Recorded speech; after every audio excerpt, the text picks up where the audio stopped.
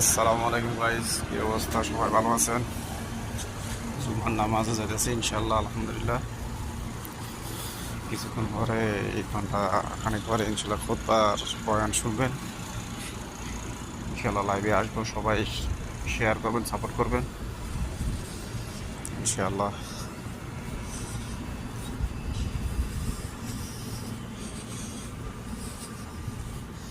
এটা আমাদের তাম্পারবাসী সব টিরলে আছে। দুপুর এবার জুমার টাইম হয়ে গেছে ইনশাল্লাহ।